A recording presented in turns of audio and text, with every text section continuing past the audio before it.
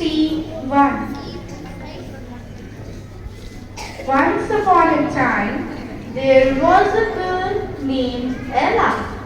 She saw the world not as always as it was, but as perhaps it could be with just a little bit of magic. To her parents, she was a princess, but when her mother passed away, she was very hurt and alone. Before her mother died, she needed a promise from her to be courageous and kind. Time passed and pain turned to memory, but in her heart, Ella always stayed the same. Her father was a merchant who was always away on business venture. After his wife's death, he decided to start a new chapter in life by marrying Lady Frances Triamani. Ella encouraged the idea and decided to welcome her soon-be stepmother and stepsisters with open arms. One day, her father went away on a business venture but never came back again. Ella's stepmother dismissed the household servants. Her stepmother and stepsisters even misbehaved with her, and so Ella was left to do all the work. One morning, Where is the breakfast? I thought the breakfast was ready. It is, madam. I am only mending the fire. In future, can we not be called until all the work is done? As you wish. Ella, what's that on your face? Madam, it's ash from the fireplace. Do clean yourself up. You will get cinders in our tea. I have got a new name for her, Cinderella. I couldn't dare to look so dirty. Oh, dirty, dirty Ella, Cinderella. That's what we will call you. Oh, girls, you're too clever. Cinderella tries to have breakfast with them. Why are you sitting? To have breakfast with you all, madam. It seems too much to expect you to prepare breakfast, serve it, and still sit with us. Wouldn't you prefer to eat when all the work is done, Ella? Or should I say Cinderella?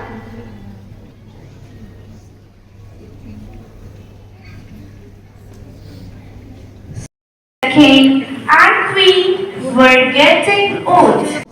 They wanted their one and only son to get married as soon as possible. Oh, my dear son, we have to discuss with you something very important. Yes, Your Majesty?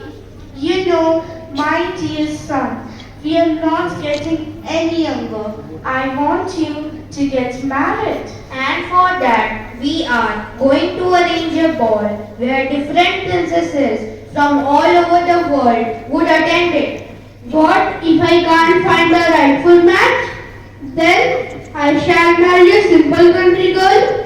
Well, we do have a small kingdom and it will help us to strengthen it. Yes, father, we shall have a ball if you wish so. The king sends a royal news. He read it out loud. Hear all. Know on this day, 2 weeks hence, there shall be parade at the palace, a royal ball, as said ball, in accordance with ancient custom, the prince shall choose a bride. Therefore, at the behest of the prince, it is hereby declared that every maiden in the kingdom the noble or common is invited to attend. Such is the command of our most noble king.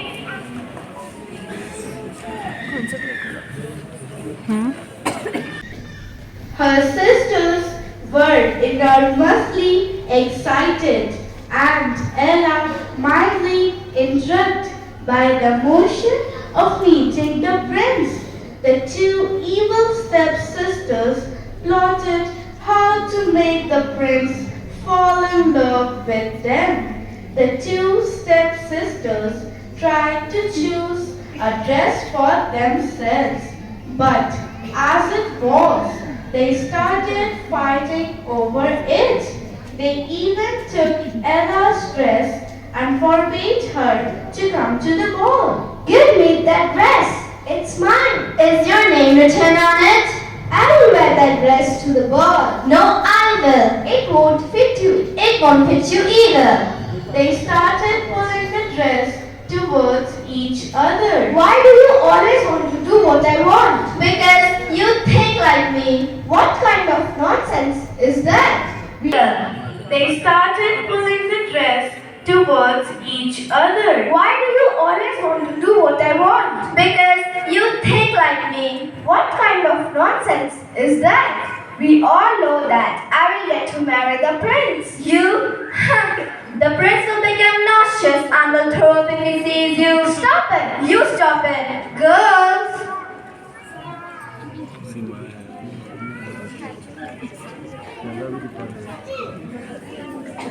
See, we all know that I will get to marry the prince. You? The prince will become nauseous and will throw up if he sees you. Stop it! You stop it! Girls!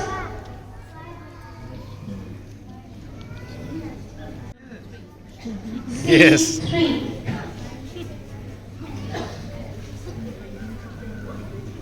When earthly atrocities become unbearable, then we have the divine intervention.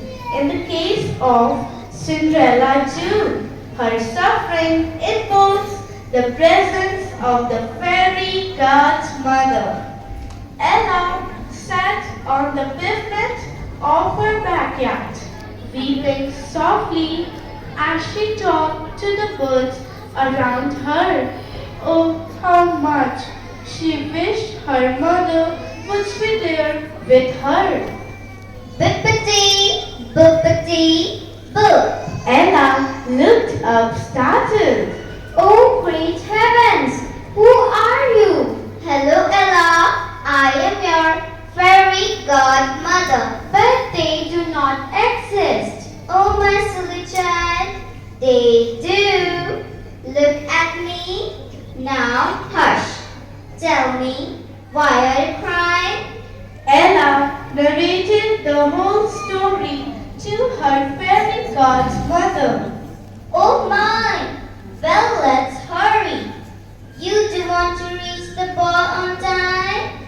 Yes, but how? I do not have a dress, nor do I have a ride. Ella goes out of the stage. You see, who is going to help this poor orphan? She's spending her life anyhow, bearing the tortures from her so-called stepmother and stepsisters. But she does not complain about the life she is living. She does not have a dress nor a right to go to the ball she wants to attend. I am going to help this child. Here, let's turn that pumpkin into a carrot, shall we? Bippity, boopity, boo. Now, let's give Ella her dress. Bippity, boopity, boo. And because I love my sweet Ella, I am going to give her glass slippers. Bippity, boopity, boo. Boo.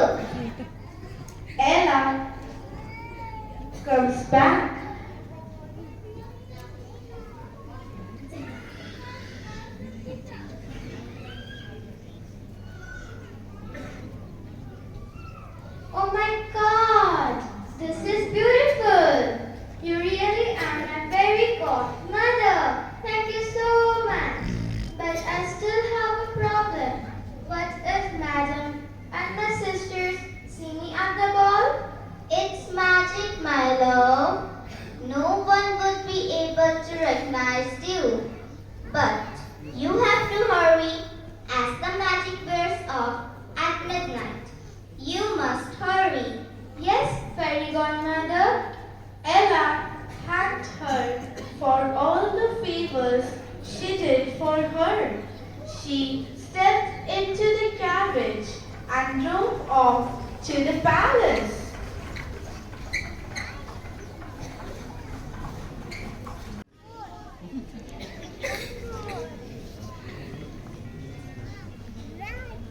At the palace, the prince was not very happy. He rejected every girl that came to the ball. The prince believed in love at first sight, but the love of his life was not present at the ball, or that's what he thought. The moment Ella walked into the magnificent castle, all the eyes were fixed upon her, including the prince. The prince approached her. Would you like to dance with me? Why, yes, Your Majesty. The two set of dancing at the ball, hand in hand.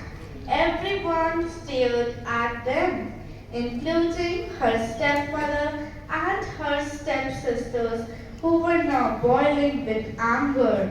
Would you like to go somewhere? Perhaps a little secluded. As you wish, dear prince. They start walking hand in hand. Do you belong to this kingdom? Yes, Your Noble Highness. Wow, you do not look like you belong from here. You look like a fairy. Thank you so much, Your Majesty. Are you happy to be here?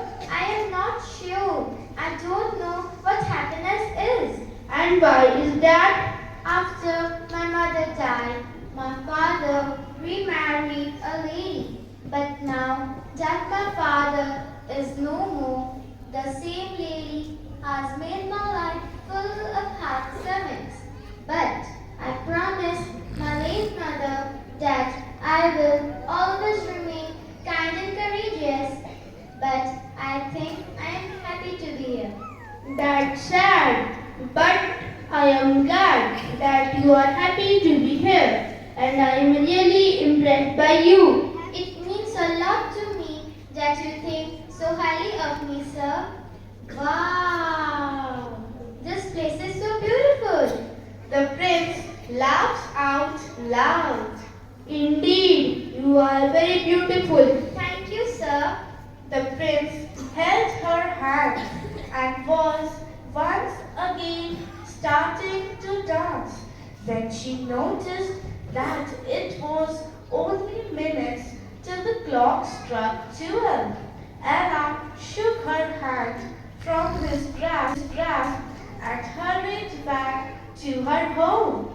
The prince shouts, Please come back, lovely lady. Please come back. The prince took the glass slipper which Ella had mistakenly left in his hand and said, I shall search the entire kingdom for the lady whose slipper is in my hand. I will find her and marry her.